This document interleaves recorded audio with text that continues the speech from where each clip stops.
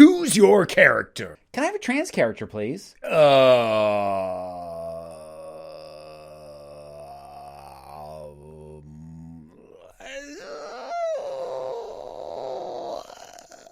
Maybe?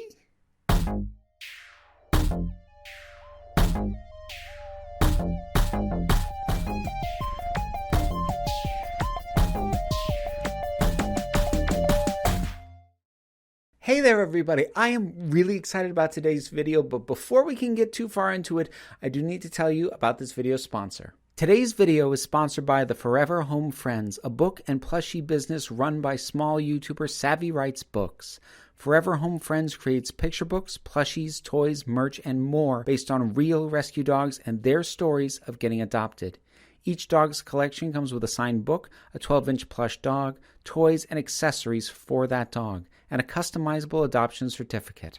Each dog's book explores themes related to social issues like adoption, prejudice, self-confidence, body image, bullying, and more, all through a dog's perspective, and includes discussion questions at the end to spark conversations between kids and parents, teachers and students, or even you and your dog. 10% of profits from every purchase benefit animal shelters.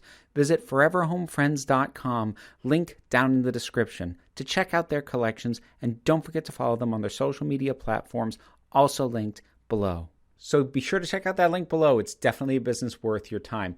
So I had the privilege to talk with Laura K. Dale, also known as Laura K. Buzz. She is a podcaster. She is a YouTuber. She is a video game journalist. She is an author. She does a lot, and she has a really extensive background in covering video games and video game related topics, as well as her own existence in LGBTQ plus and queer spaces.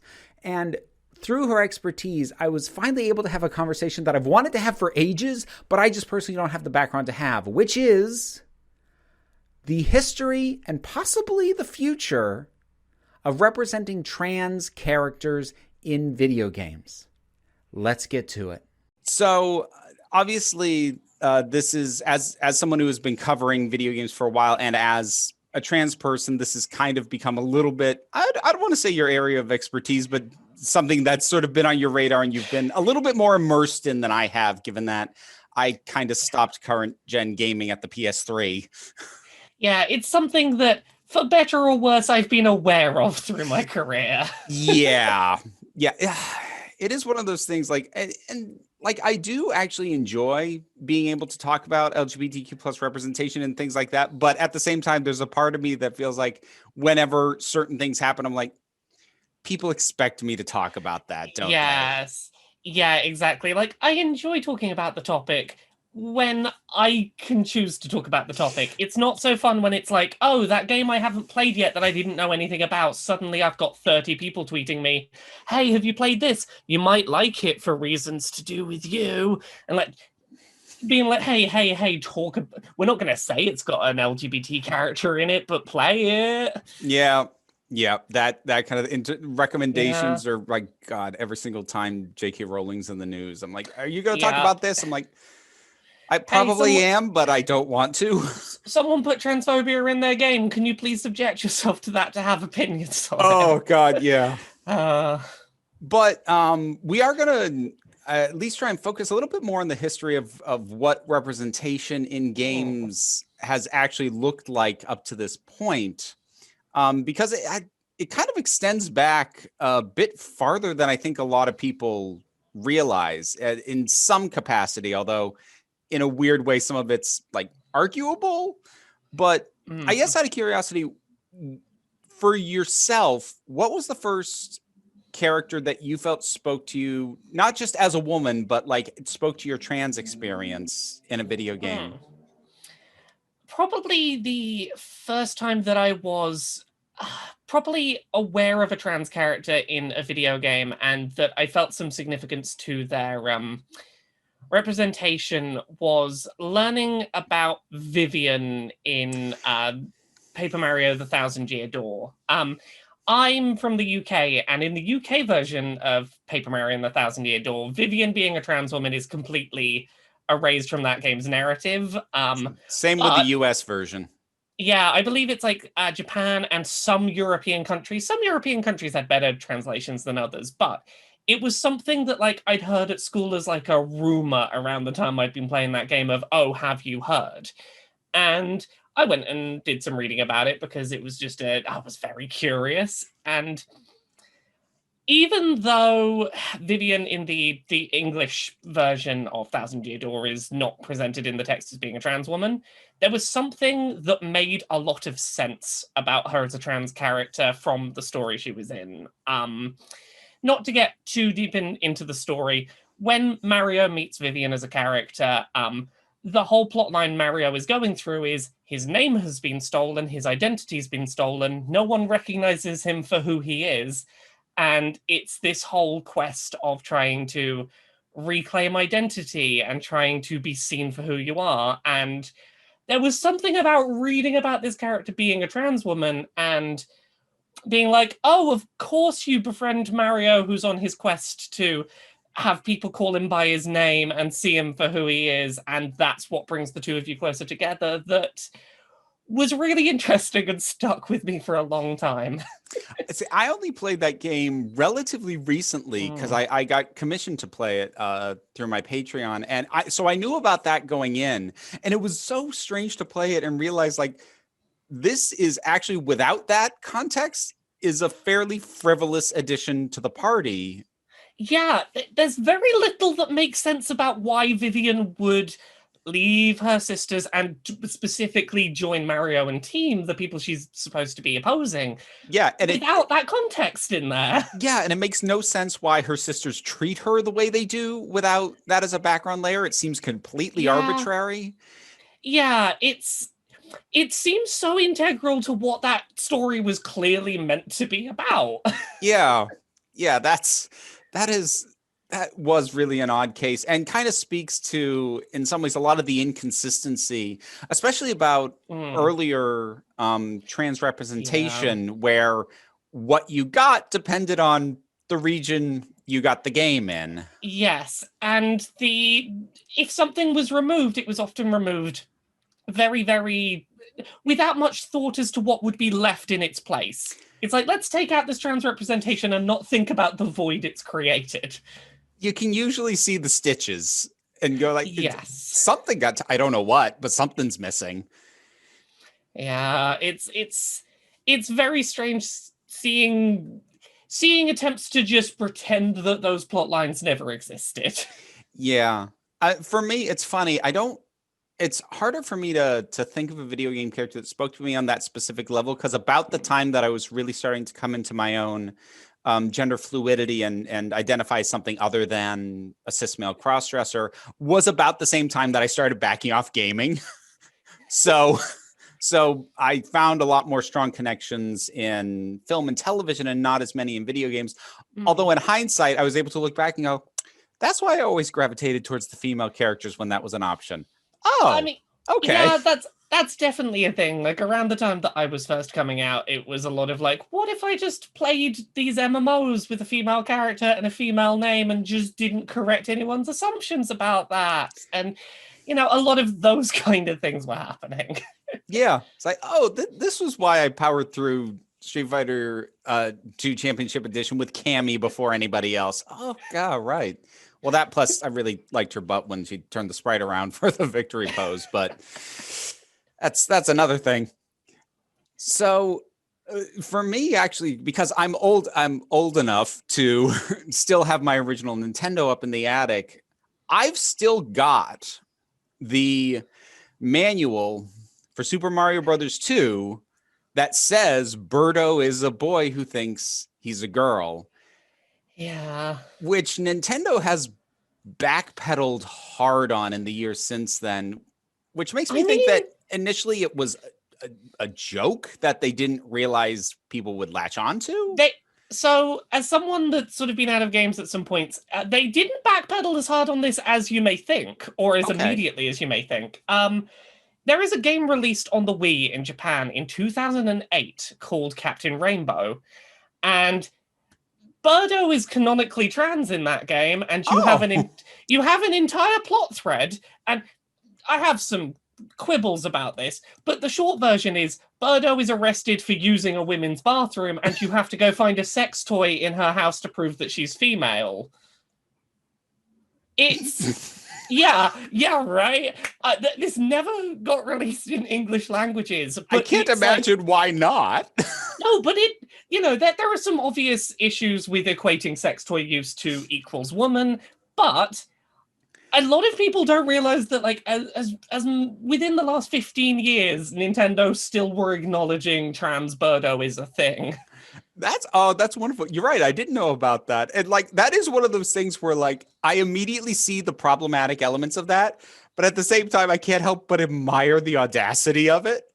Like, I mean, it's more of a confident move than Nintendo usually does. Yeah. I can't remember the last time Nintendo did something that confident. Yeah, it's not a half measure. Definitely. Certainly not. Yeah. It's one of those things, but Birdo is a trans character. Like, there are arguments to be made both ways as to, is Nintendo, by not acknowledging that, just retconning that it ever happened? Are there, do you want to read it as just, Birdo is just being treated as a woman now by Nintendo because, why do we need to keep pointing out that she's trans? I think backpedal's probably more likely, considering the whole line in that manual about would prefer to be called Birdetta, and they've not called her Birdetta in any of the future games, would suggest that it's probably an attempted backpedal, but...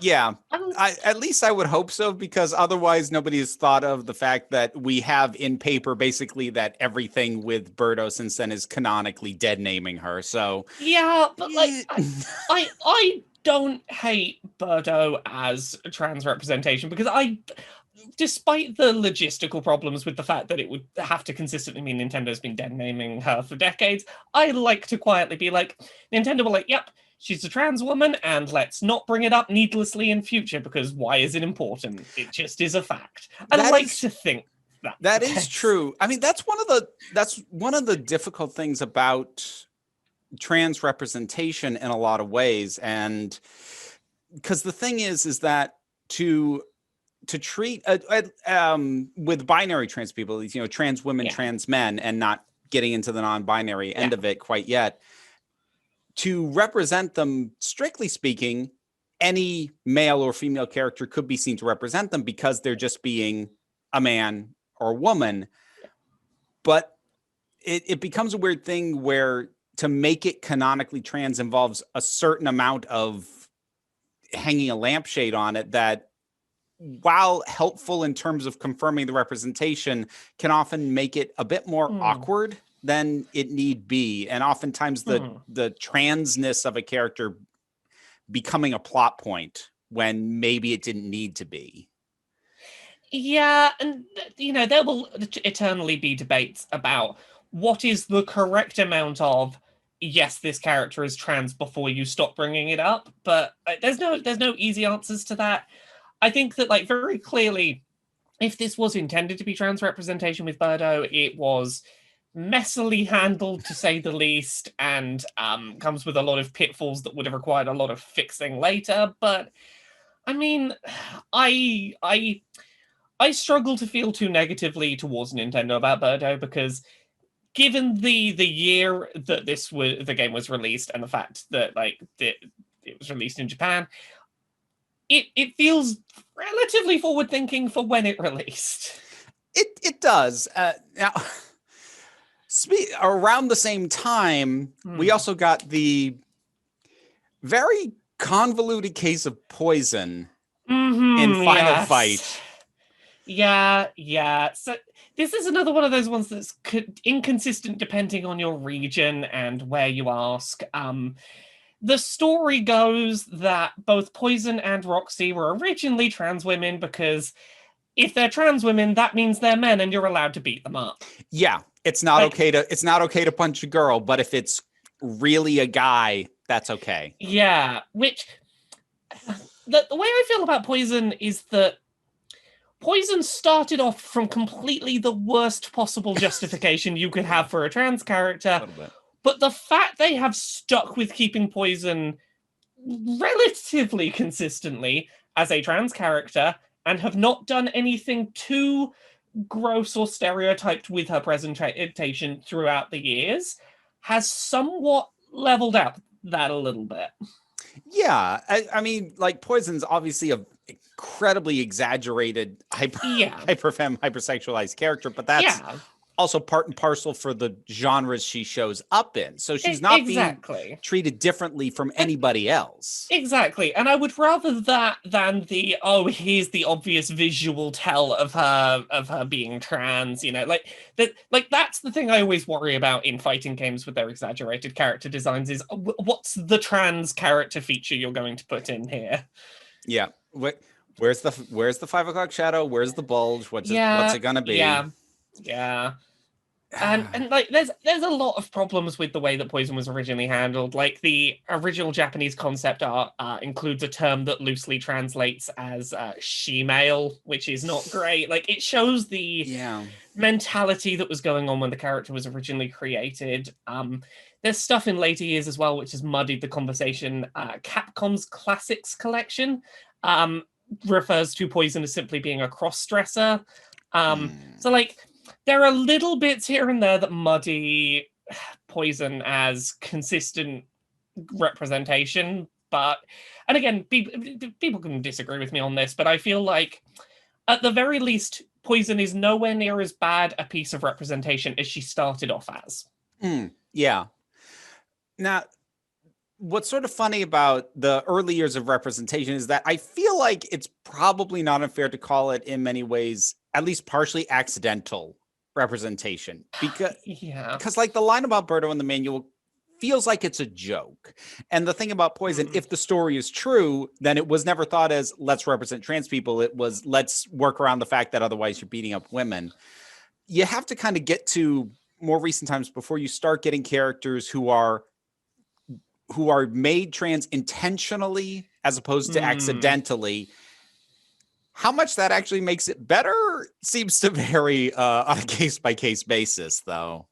Yeah, you've definitely got different eras of trans representation in games. Like, if you look at the 80s into the early 90s, a lot of it was introducing trans characters either as a joke or to get around some kind of limitation or as some kind of punchline. The 2000s, you start seeing trans characters that are introduced but largely localized out of certain regions. It's very interesting that a lot of the 2000s trans representation that was deliberate is canonical in Japan and basically erased in the UK and America, basically. Europe usually got to keep that intact. It's very like some countries in Europe were like actively made trans storylines more prominent than they were in the original Japanese, which I find really interesting of that era.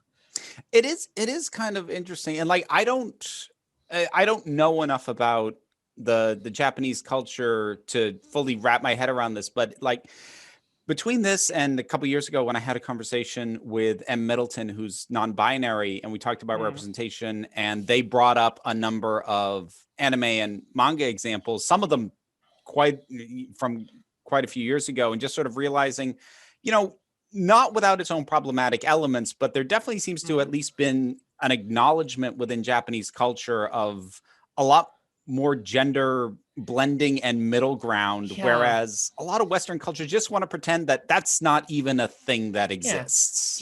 You can debate where Japan is in terms of rights for actual trans and non-binary people, but at least in terms of media representation, there was something that went on in the mid to late 2000s where the country seemed to really embrace storytelling about trans people existing. And it's tough to tell how much of that was mysterious and other is a good storytelling tool and the mystique surrounding that maybe. But there was a period of time where like, a big part of me like realizing what was going on with myself and gender was to do with some manga that released in the mid to late 2000s from Japan.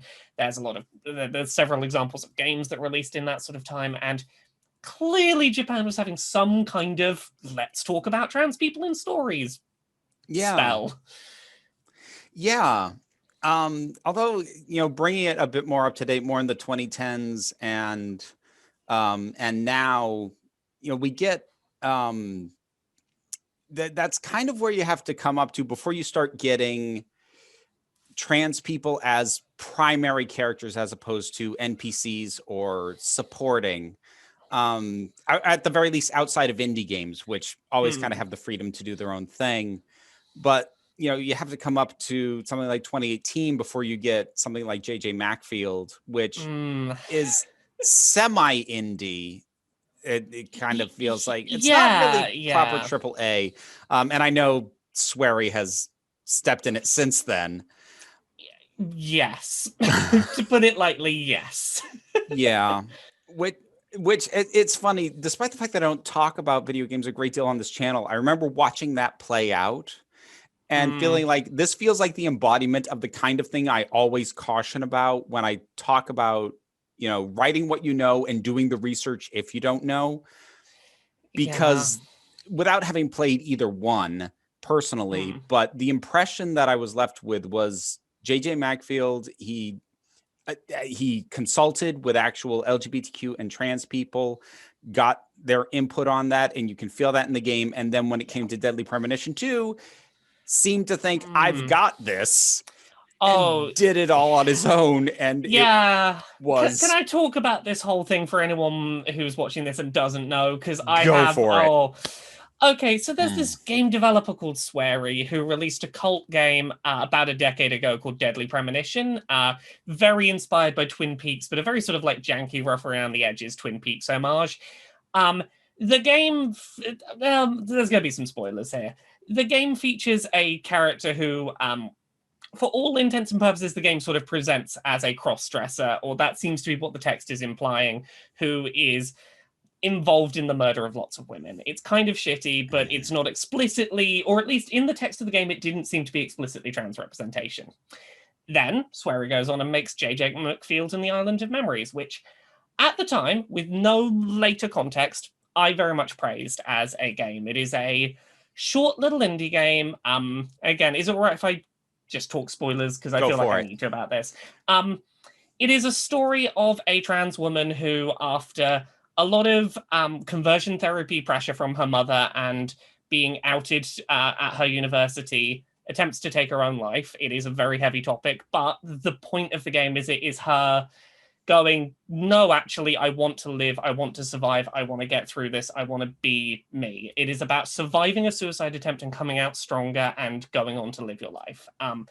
It's very clear, as you said, that the game was made in consultation with LGBT and specifically trans consultants. There's some really lovely stuff towards the end of... so the titular character, JJ, toward the end of the game, she is seen by her girlfriend lying with her chest flat and her wig not on, being taken care of by doctors, and her girlfriend doesn't dead name her or misgender her. She still treats her exactly as much of a woman as she did before. And like, that's really lovely. It's a rough topic the game tackles, but it does so with hope and optimism. I came out of that game being like, it's very clear that you listened to people and you made something really good out of that. Everything that comes after JJ Mcfeels is where Swery clearly gets the impression that like, aha, I'm great at telling trans stories. I don't need any help anymore. And starts to not only like screw up his later work, but retroactively make his earlier work worse. So first of all, he does an interview with, I believe it's Rely on Horror, in which he says that no one is wrong for being who they are, and that includes JJ's mother, who attempted to push her into conversion therapy. So that's the first red flag that he does not understand what he's talking about. Then he goes and retcons Thomas, the sister-obsessed woman murderer from Deadly Premonition 1, to now be canonically a trans woman. Right? So, okay, we move on to Deadly Premonition 2. He repeats the tropes he used with Thomas, but more explicitly. He makes another character who is a sister-obsessed, in this case, incestuous, woman-murdering trans woman. Not only that, there's a whole bunch of problems in that game with retroactive dead naming and misgendering. Anytime that the main character talks about this trans woman in the past tense, he will use dead name and wrong pronouns. There's a lot of The game has this trans woman character out and dead name herself in a conversation. At one point, the main character uses the correct pronouns, then stops mid-sentence to correct himself and dead name and misgender. Like, he starts and does it correctly and stops himself mid-sentence to use the wrong information. And the thing that makes this all worse is before the trans woman character is introduced, the main character goes on this whole big rant about how everyone in the town is transphobic and he's the only one who respects trans people. Like, why would I be bigoted just because they're transgender? I respect everyone for who they are. Anyway, I'm going to go over there and use your dead name as a gotcha. It's bad. It's real bad. That's the kind of 5-lane pile-up disaster of mistakes that only happens when you're sure that you've got this and you didn't check with anybody. Yeah. Oh, also, he cast a cis man to play and voice this trans woman because, of course. Let's just throw that in there while we're at it. Yeah, it's... After people complained about this, he made a statement saying, I'm going to fix it. I understand everyone's complaints. I'm going to fix it. He took one line of dialogue out of the game, which is the one where the main character goes, aha, gotcha, dead name. Which, I mean, that's an improvement, but it does mean that afterwards, the trans characters dead naming themselves unprompted because they've not had the gotcha done at them. It made it worse in some ways. It is a laundry list of everything I tell developers, don't do this. And like, it wouldn't even be as bad if it wasn't like, oh, you've just done the same thing you did with Thomas from Deadly Premonition 1. You've made character obsessed with their sister who wears women's clothes and murders women and is a danger to women. That's apparently what we are when you don't get consultants in. It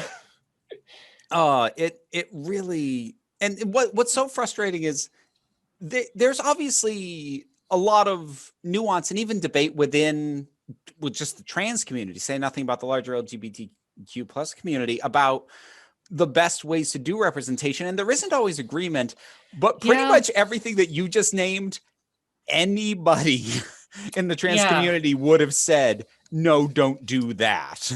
Yeah, like, I am aware that there is a debate about what constitutes proper representation. I know for some people, the day when we can have a villainous trans character and that doesn't feel weird will be when we've reached representation. I get that argument, but like, we are not there yet. And right now, if you make a habit of, in 2 games in a series in a row, going, man in dress obsessed with sister murders women, it's dangerous.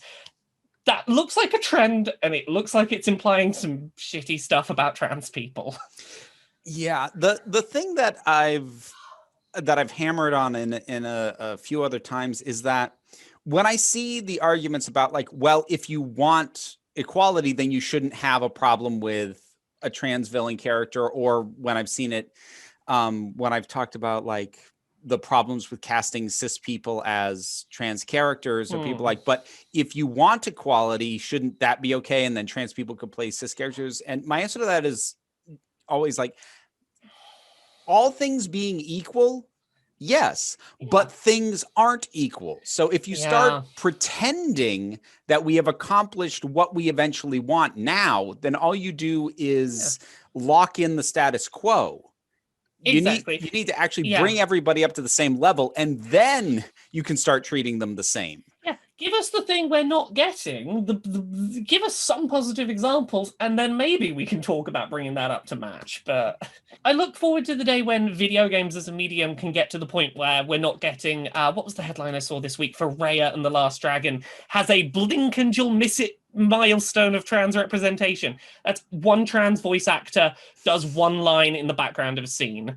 Like, that should not be a news story. One person, a trans person, did one line in the background of a Disney film. But like, when we can get past that as the state of representation, then maybe we can talk about like having villainous trans characters and that not seeming to imply that trans people are villains.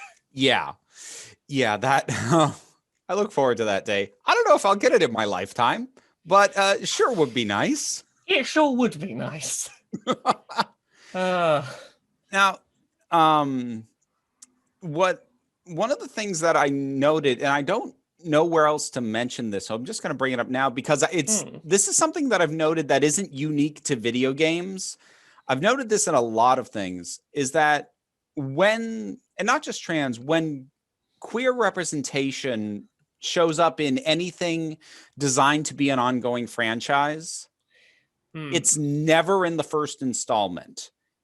It always comes later, and with maybe the exception of Poison. So I had to think about this because you sent some notes before we started, and the only other example from recent years I can think of is Horizon Zero Dawn has one trans man NPC, and that is the first game in that series. But we're up to two. Yeah, we're up to two. I struggle to think of any others outside of the indie space. Yeah, I very much struggle to think of any that were not introduced in sequels. And I think that there's an obvious reason for that, which is testing the waters and making sure people have brand loyalty so that you don't scare them away with a trans character. Yeah, like from a business perspective, I get it. And I first noticed it actually in like ongoing fantasy series or young adult series because my partner is a school librarian, so she would have recommendations, you know, this series, that series, or when any queer or trans ally started looking for an alternative to Harry Potter, I would get a lot of suggestions for other series. And I started to notice, and then I started asking on a regular basis when people would say, oh, there's this gender fluid character, there's this lesbian character, this trans one. And I'm like, what entry in the series were they brought in? And it was always like the second, the third. And I'm like, that's nice. And again, from a business perspective, I get it, but I'm like, that's... Yeah. Well, I mean, like the example I think of in video games that exemplifies this really well is Overwatch, which is a video game that has a lot of canonically LGBT characters, none of whom were confirmed LGBT at the time of the game's launch. They waited until the game had been out and been successful and everyone was enjoying playing it to then in supplementary outside material go, oh, that character's that sexuality and that character's that sexuality. You know, once they already knew that there was an audience that was enjoying and playing, rather than be like, oh, well, what if we put them in up front, then maybe people won't buy it. Oh, yeah. I'm gonna make a prediction right here. I think when Overwatch 2 eventually releases, we're going to get confirmation one of the heroes is trans. Like, I have a real gut feeling that they are ramping up to that, but again, for the sequel. Yeah. And I mean, like, by that point, they have a dedicated player base where even the people who don't like that, the number of them who are going to stop playing a game they really enjoy because of that is pretty low, no matter how much noise they make about it. Yeah, exactly. But you make a very good point. Most of the time it is in sequels.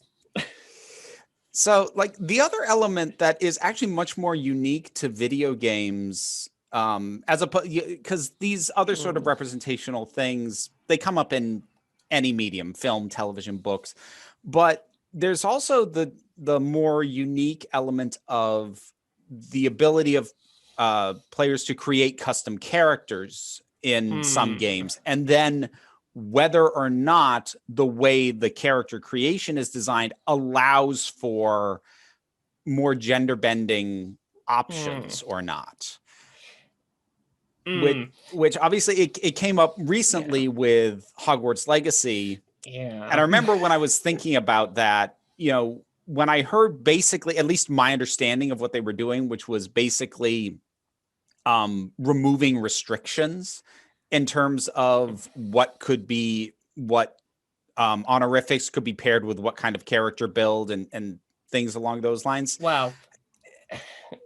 All we explicitly know about Hogwarts Legacy, or at least from the report that happened, was that your voice and body type can be independently selected. So you can be a feminine body type with a deep voice, for example.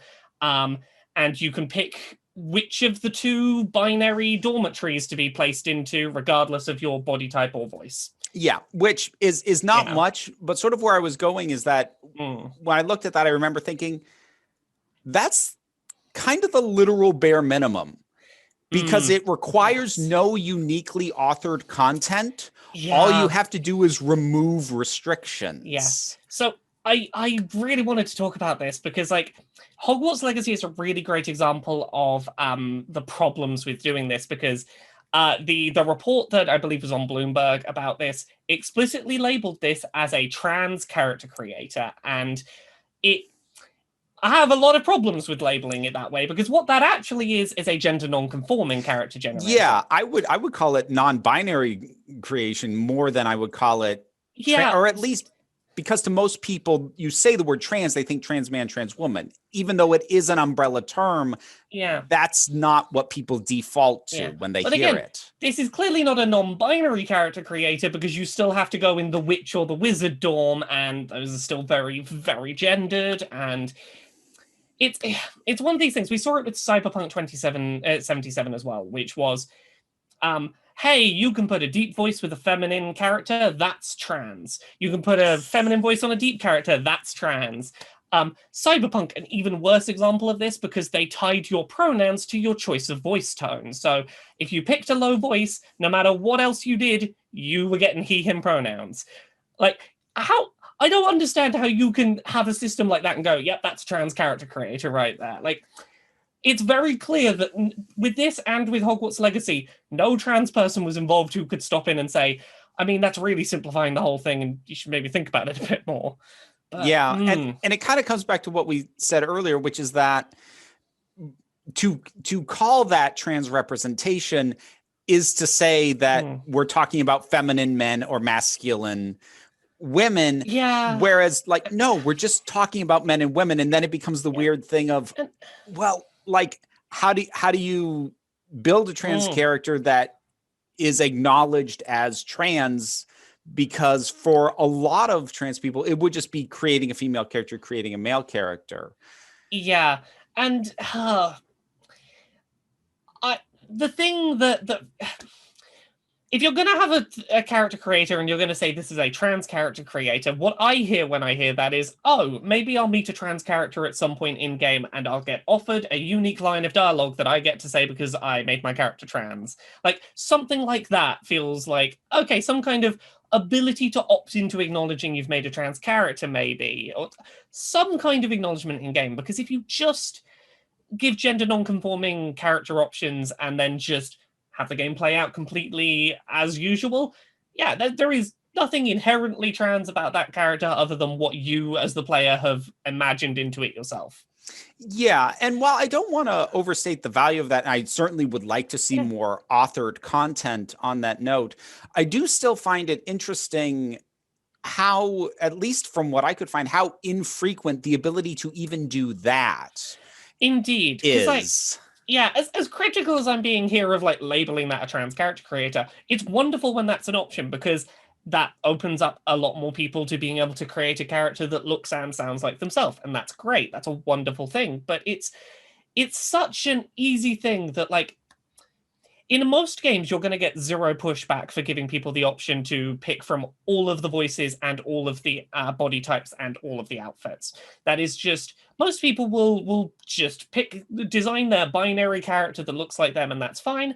But by not segmenting stuff away to be gender specific, you open up the ability for people to represent themselves, and that's great. That's wonderful. It's such an easy win that I'm surprised isn't just something that is becoming a standard. Yeah, that's sort of my thing with the Hogwarts thing. Like I said, it again, calling it trans representation is a bit of a thing, but like, I do find myself wondering, why is that not the standard? And like, I get it when it's not meant to be a blank slate character and they are meant to have a specific personality, where something like Assassin's Creed Syndicate, where we have two specifically authored character, one male, one female, pick one. I'm like, I get that, but if you're empowering us to build our own character, wouldn't the selling point be to give us as many options as possible? More choice is always a good thing. No one's ever going to complain you gave them too much choice. And like, this is probably the most recently made game that I've actually played. I played Shovel Knight recently, And I had played the game all the way through before I actually started fiddling around with the options and realized that I could change not only the pronouns that my character was referred to as, but the pronouns for Shield Knight, who is the love interest character. And like it, and again, that doesn't really make it trans, but it does. It's just a simple change in text, and it's so easy to implement and to make available. I'm like, why wouldn't you just have that? It's so easy to make a tiny change that allows a player to go, oh, I can see myself slightly more in this now. I feel better about this game. I'm a bigger fan of it now as a result. Like, it's such an easy win. It is. And I mean, and one of the things that's frustrating, I said we wouldn't dwell too much on the reaction from the outside world to these, but I couldn't help but get this stuck in my head today. One of the things that's really frustrating with the kinds of people who tend to kick up a stink about when these things are even available as an option are so often the same sorts of people who will defend something like Grand Theft Auto, where you have the option to kill prostitutes, but it's not a misogynistic game because it's not required by the game. That's an option, so it's not misogynistic. But giving an option to be gender nonconforming, that's not okay to even be optional. That shouldn't be there at all. Now it's agenda pushing. Yeah. I did want to note one game that does really well handle trans character creation that I think is like the one that I think does it for a reason and handles it really efficiently and doesn't make it a big deal. And I think it's one that you had listed on this list, is The Sims 4. Yes. Does a really, really good job. So for anyone who's not played it, The Sims 4 allows for you to create characters, and it works in binary gendered terms still, but you pick a gender, but then you get to answer questions such as, can your sim get pregnant? Can your sim pee standing up? Questions that are important to what functionally your character can do, and that can help you build out a character that's like, okay, I have a masculine presenting character who can get pregnant. And that is a thing that the game, supports, and it's there for a gameplay reason, and it's never made a big deal. It's just, this is what my character looks like. This is biologically what they are capable of. And that's really nice, simple, efficient, like, that's the example I point to for trans character creation. That's really great. And it's like, my brain just went through a little thing because part of it, it's funny that I don't remember there being a stink about this, but then I thought like, oh, well, the audience for a game like The Sim is not the audience that would make a deal out of this being included. The kind of people who would get upset about this don't play The Sims. And the people who play The Sims are usually the kind of people who love being able to tweak and really like get the nitty-gritty granular details of what they want their universe to be like. Yeah. Oh, that's wonderful though. Yeah, it's such a simple implementation that like obviously not every video game needs to know if your femme presenting character can pee standing up, but like for this specific game, it's a really good handling of it. That's great. I suppose the one other thing is that at this point, at least from what I could find, it does seem that outside of indie games, because again the lack of oversight, they can do whatever they like. It does seem like we have yet to get a player character who is trans in what is intended to be a larger mainstream game, which I have mixed feelings about, because on the one hand, we can look at someone like what's gone on with Swery and go, okay, if they're not going to get the consultation, maybe it's good that they're not trying to put that front and center.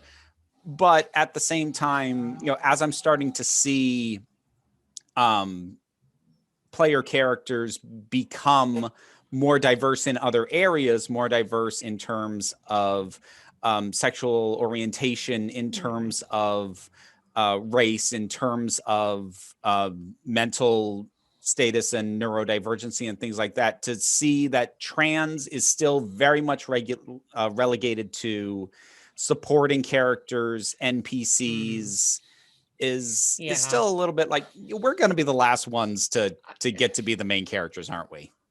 We are, and I think that at least in part that is probably because of the fact that there are still several countries in which it is illegal to be trans. I think that like the knowledge that like your big budget AAA game will not be allowed to be sold in certain countries is going to be a decision that gets factored in for a while. Yeah. But even so, I think just trans people's existence is currently a cultural battleground, and it's being fought over pretty intensely. And I think there's probably a lot of boardrooms of game developers who are saying, now's not the time, because what if the side of history that this lands on is that the anti-trans people win? And you know, that are like, I feel like there is, we don't want to touch this because it's a hot button issue, I think is probably the feeling going around. Well, I mean, there's it as it gets noted on the podcast you do with Jim Stephanie Sterling, it gets noted rather regularly, like, oh, we are going to pretend there's no politics in this game. Yeah. And at present, the existence of trans people has become a political issue. If you have a trans main character, you can't pretend you're not politics right now. Yeah. Which is, but like, I think we're heading towards it. I would hazard to say by the time the next console generation rolls around in like 5 to 7 years, I would be surprised if it hasn't already happened that like it will feel like the time. I reckon by the time that the PlayStation 6 or whatever rolls around, I think we will probably have seen someone try. I'd like to hope that. I think that we're in the 5, 6, 7 years in which the conversation's going to get over that hill, hopefully, and we become less of a political statement to exist. But that's a lot of hope in that. Well, I mean, that doesn't seem like a complete, because we are already getting steps. As much as it's a game that just even looking at the trailers immediately turned me off and I wasn't interested. It is worth noting that something like The Last of Us Part 2 had a trans character as prominently as it did. And again, like, it depends what you consider AAA, because like last year we had Tell Me Why, which obviously was a narrative-driven adventure game. It's not a traditional, AAA budget title, but it is a big-name studio making a game where you had a playable trans man as one of the two playable main characters. Like, we're getting to the point where a lot of AAA franchises are playing around with, let's have our one token trans NPC. And they're not always doing it well, and they're not always terribly prominent, but they're at least going, let's put a trans character in the game and see how people feel about it. I think what we'll probably see, even within this generation possibly, is that a sub AAA developer, not totally indie, but someone who doesn't have their own publishing arm and needs to rely on a publisher, may make the leap on a mid-budget game to do that a larger publisher will take the chance to release on, because they've got less liability if they didn't sink the development money into it. Yeah, like I could see Microsoft stepping in and putting the money behind something of that degree, because like Microsoft published Tell Me Why, and I feel like Microsoft is the kind of people who would put money behind lifting something like that up at the moment. I could theoretically see one of the big name indies doing something like the Mcfeels or someone like that, sort of like the upper end of like they've got a budget indies doing stuff. I could see Devolver Digital doing it, but I'm afraid they do it as a troll. So I think Devolver knows when not to fuck around. Like I feel like Devolver knows enough to not fuck around with trans people's identity, and maybe I'm completely off base there, but my gut says that they probably wouldn't fuck with it. They seem to be very aware of internet discussions and what people think, and I feel like they would know enough to not make that misstep, I would hope. I mean, it is nice when you at least have the room for optimism. Yeah. and hopefully don't have that shut down by reality in the future. Yeah. Like I think the more the more normalized it becomes to see trans NPCs in games, I think that's going to inevitably lead to a playable trans character in a AAA game. And this might be a case of something like The Last of Us Left Behind, where we found out that Ellie was gay in a DLC sequel that came later. Like, I think we might get a game where you play through the entire game and then in a DLC later or a sequel, you get told that character you were playing as is trans, maybe. Or we might get our trans equivalent to Samus Aran. Yeah. Where in that first Metroid game, you had no idea you were playing a woman unless you beat it and she took her helmet off. Yeah, I feel like that's probably going to be the first... There is a good chance, or a better than no chance, that the first time this happens, it is a surprise at the end of the game or later, like, aha, you were trans all along. Which could go either way, but I wouldn't be shocked if that's how it starts out. Yeah.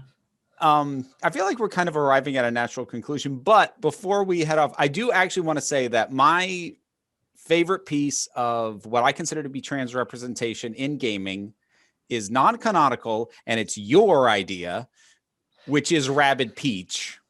Oh, should I talk about Rabid Peach for a minute? Please, please. So, the official Rabbids Instagram account for the longest time was just @Rabbids, and it was a bunch of, weekly or so meme images of just generic standard Rabid. And, a lot of the memes were like, oh, I hate being in my suit and tie for work every week and all that sort of thing. And then, as they were gearing up to announce Mario and Rabbids, something happened on the Twitter account where, so it didn't originally get renamed to Rabid Peach. That happens a bit later, but you start getting images of a feminine Rabid on this account who, appears to be slowly getting more and more femme as the images go. And there's this whole little, if you go and look at the Twitter account, this Instagram account from its oldest posters through to newest, you will see a storyline develop for a little while where it sure as hell seems like very shy, nervous Rabid, is like, hey, what if I was a little bit, oh, you will support me, I'm femme. So I am very much of the belief that the change from the Rabbids Twitter account into becoming the Rabid Peach Instagram account, I keep saying Twitter, is the story of Rabid Peach coming out. And they have yet to delete any of the older posts. My little narrative still exists and no one can tell me I'm wrong. I absolutely love that. I mean, that was one of the first things you did that really came onto my radar. Seeing your piece on that, I'm like, this is amazing. It's clearly not intended to be representation, but no one can tell me I'm wrong. You cannot deny the facts are there. You can go look at them. This is very clearly, I hate my suit and tie. I hate who I am. Oh, now I'm a very happy Rabid with long hair. Oh, look at that. I love that, and I wanted to give you the chance to talk about it because I adore that. I love that to death.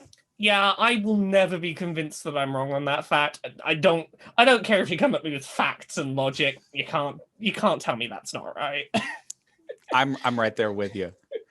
So, Laura, I want to thank you so much for your time, and you obviously have a cavalcade of things where people can find your other stuff. Care to offer some plugs? Yep. You can find me at Laura K Buzz on Twitter, Twitch, YouTube. Patreon is the one that pays my bills. I Twitch stream Mondays, Wednesdays, and Fridays at 10 p.m. UK, 5 p.m. Eastern, 2 p.m. Pacific. Every Friday on YouTube, I upload episodes of a show called Accessibility, which is all about accessibility and representation in the games industry. If you want to hear more in-depth thoughts about my feelings about swearing and trans representation, I did a 35-minute video about that, in which I go into excruciating detail, which you can go find. Other than that, I've got books. There's a book called Uncomfortable Labels that's out now, which is about living at the intersection of being an autistic trans woman. I have a video game book called Things I Learned from Mario's Butt, which is an illustrated coffee table book of video game character butt reviews. I managed to convince a lot of people in the games industry. I convinced game developers to talk about the butts of their characters. It was great. You should go read it. It's got a wonderful illustration of Poison's arse. I've got another book coming out on June 10th, 2021 called Gender Euphoria, which is an anthology of non-cis people's real-life positive gender-affirming stories. It's just a book full of people being happy that they're not cis, and I needed to write that, and I hope that people enjoy reading it. I also do podcasts. Podquisition, we tell you whether your favorite video games are great or perfect. Queer and Pleasant Strangers, where me and my fiance, two queer trans ladies, talk about bits of media we've consumed during the week and do silly voices and skits. And then there's Dice Funk, which is a Dungeons and Dragons podcast. I'm on seasons 3 through 8. Every season's its own self-contained story, so you can just jump into any particular season and start enjoying there. I think that's everything. I think we've given people enough stuff to check out. And again, thank you so much for coming on. I really appreciate it. Thank you for having me. I just want to thank Laura once more for donating her time to speak to me about this topic. It's something I've wanted to cover for ages, and it was wonderful to get to speak with her.